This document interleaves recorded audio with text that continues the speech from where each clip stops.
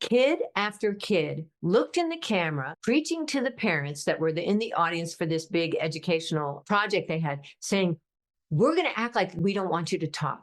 We're going to turn away. We're going to shrug. We're going to be so negative with you, but we want you to talk to us. Hi, I'm Delaney Rustin, physician to tweens on up and filmmaker of the 4 Screenagers movies, and this is the Screenagers podcast. Today we're delving into the intricacies of talking with teens about topics related to making out and sex. Our guest is Dr. Laura Kastner, a renowned clinical psychologist who's an author of several books on parenting teens, including Wise-Minded Parenting. In this episode, Dr. Kastner shares her invaluable insights on fostering open communication with young people, tackling challenging conversations with confidence and humility, and the significance of being an askable parent. Please note that today's episode is for mature audiences. Let's get started. Laura, it is so great to have you here, talking about challenging conversations in the realm of physical intimacy. Just today, I was talking with the dad of a 17-year-old, and he was saying how he was yet to talk with his son about any issues around sex. And he said that he, the dad, just feels too uncomfortable. And I'm thinking the scope of things that we need to be discussing with our teens is even bigger than ever. Like everything around screen time, porn online, and I recently did a podcast about young people seen in the media choking during sex, and the rate of teens actually doing the same thing, how that's been rising. There's the issue of alcohol and sexual decisions, which is something we bring up in Screenagers Under the Influence. Just so much. My background research way back was in sexuality, contraceptive use among teenagers. And there's so much taboo about these things that if you don't prove that you're an askable parent, they won't come to you. Exactly. We could get into deep psychology about why taboos exist, right? Taboos are good when it has to do with do not have sex with young children, right? It's great taboo. Unfortunately, it's more global than that in the way it gets registered in the brain. Kids are getting to know their own identity, their own attractiveness to what gender or what kind of morals they have in their own investigations and explorations with their peers. All of the conversation is uncomfortable. This issue around choking, all these hard things. It's hard to talk about the choking, and it's hard to talk about blackout, TikTok, and so forth. But we want to be there first so that we can inoculate them against the big toxins out there. Porn is a great example.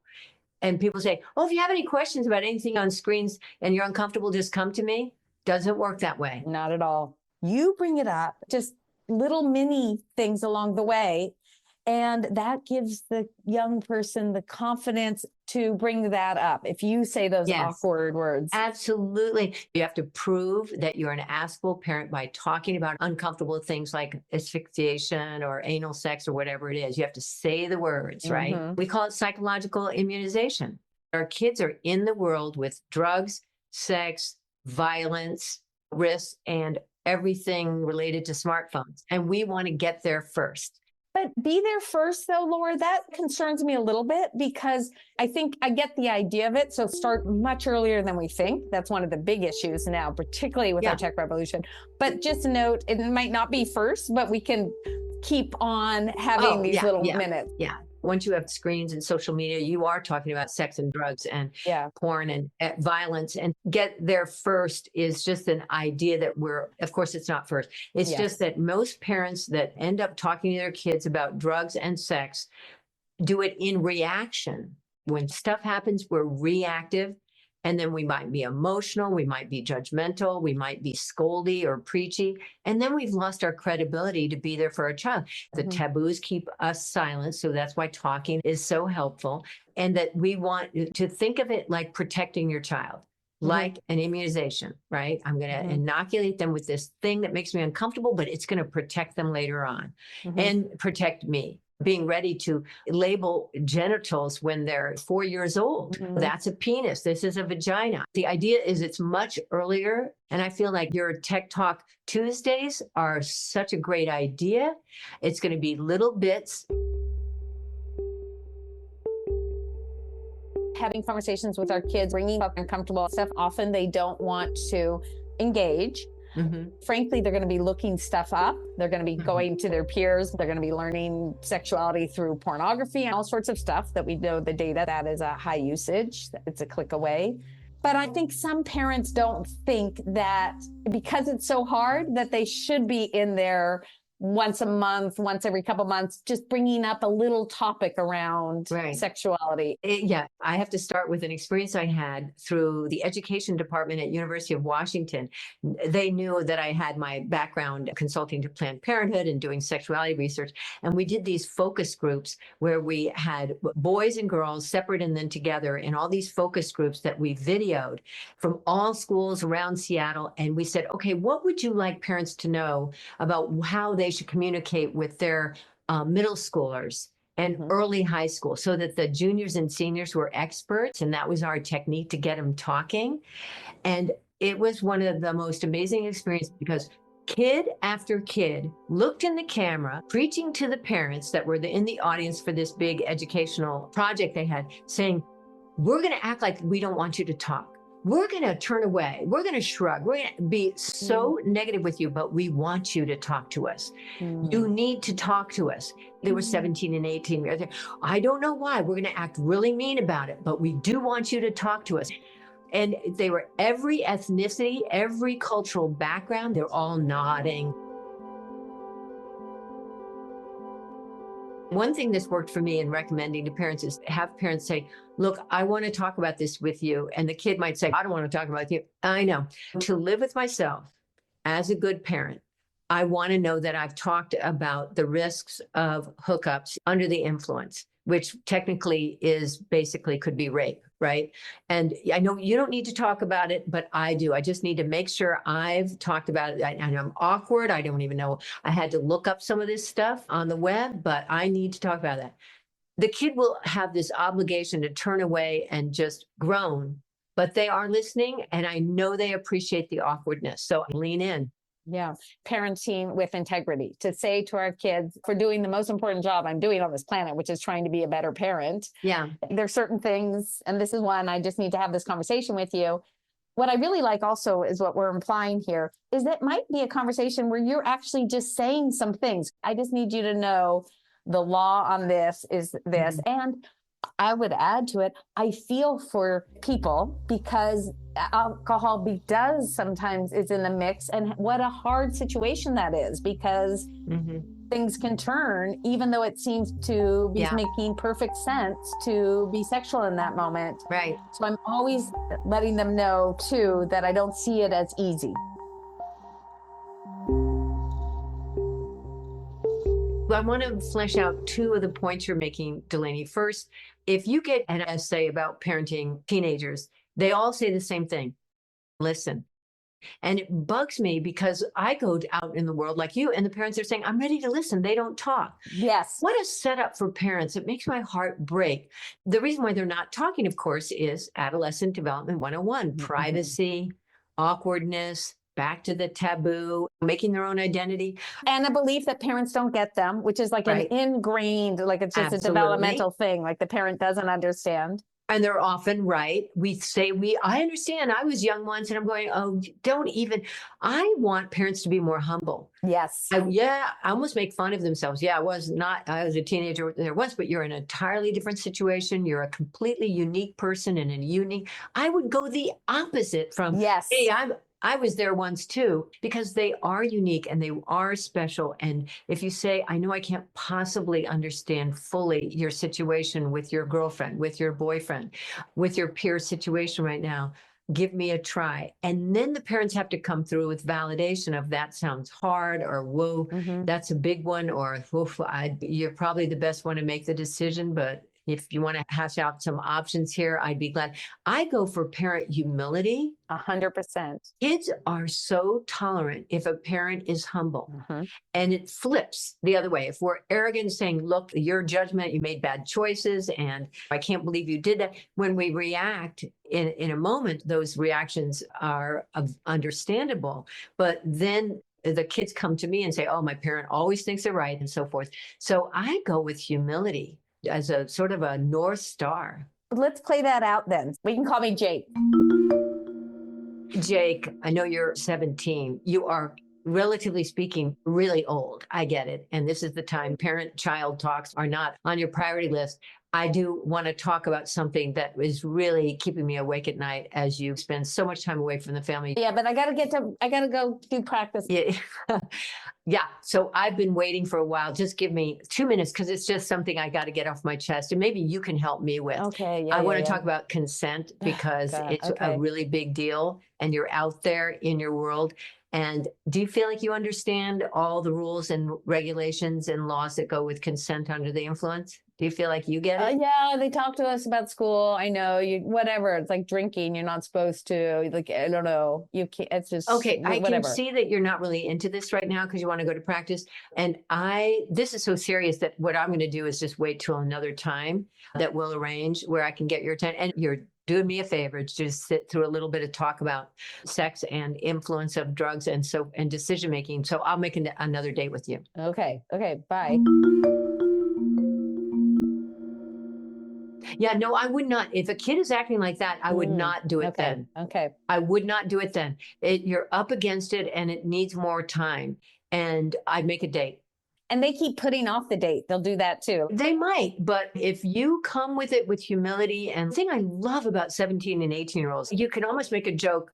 I'm doing what all parents do. I love making dinner for you. I love providing your life. I love everything that we can do to support you. I'm asking for 3 minutes, please. Can I just make a date for, or maybe 16 minutes? I'm even making a joke. You don't want to go, all the things I do for you, you can't give me 50. Never would I do that.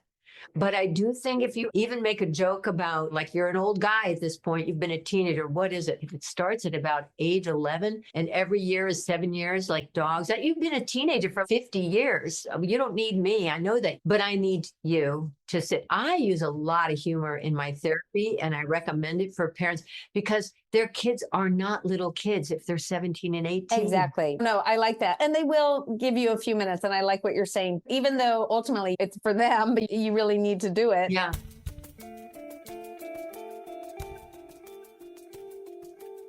When I'm in therapy and I treat them with respect as they deserve as a 17, 18-year-old, they are open. Yes. They're more tolerant. And of course, we're trying to help parents use the language that we use because we know it's connecting. When we use that language of respect, we see their eyes open. An example would be with a 17-year-old. I would say, do you think the average 17-year-old guy or your friends, do you think they know that a partner can't give consent when they're under the influence? Do you think they know that? Yeah. That literally they will go to college.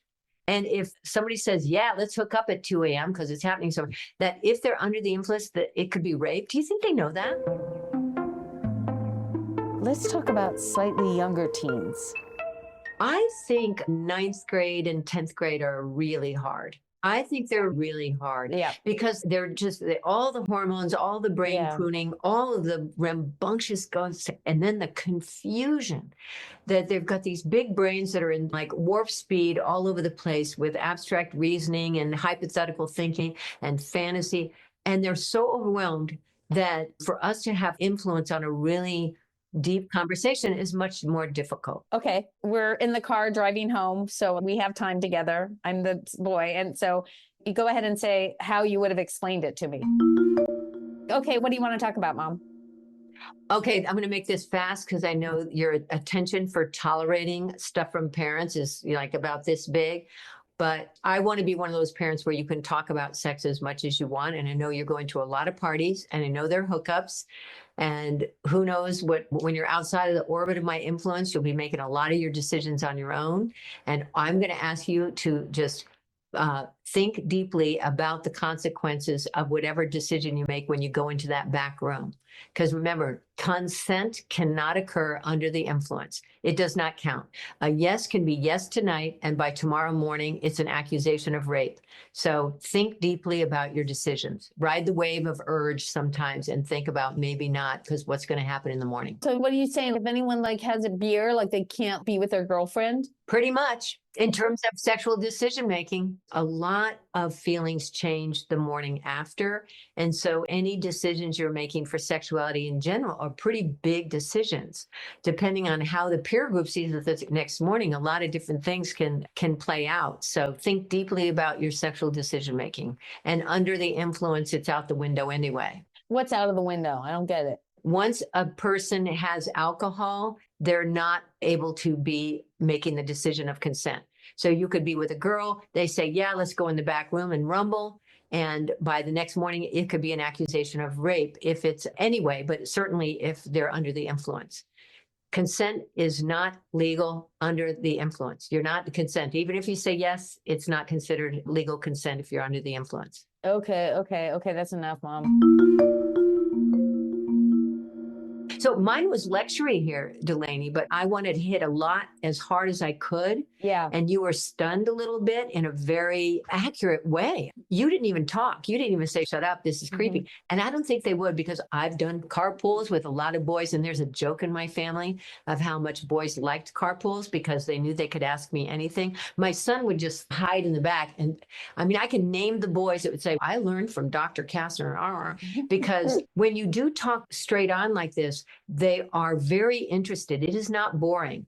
And I was trying not to do scoldy or it was somewhat preachy, but I was trying to hit the information hard, just deliver the information. I'm going to get in there with, whoa, you better know this. And they could be a little stunned. Yeah. I'm not sure they'd cognate the whole thing, but I got to get it in there fast, and it won't be the last time.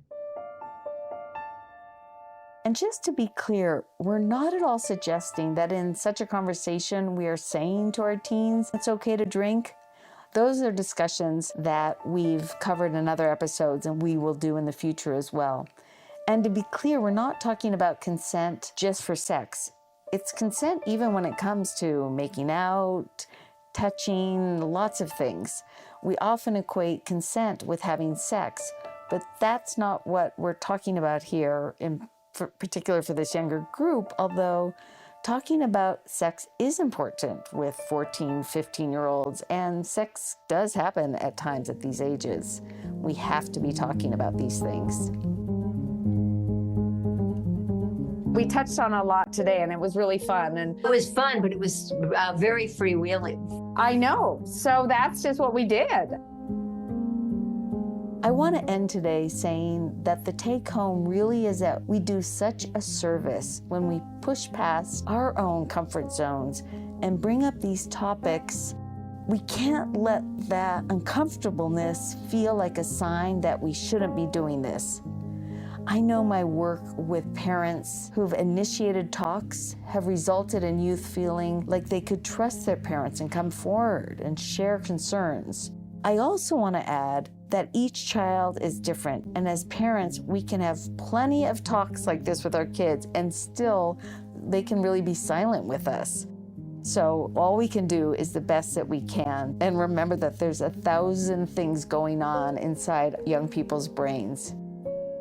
If you want some more specific topics than what we talked about today, remember to go to screenagersmovie.com, the search bar tool, and put in, say, the word sex, for example, and you're just going to get so many things to read about and have discussion questions to have more conversations with young people in your life.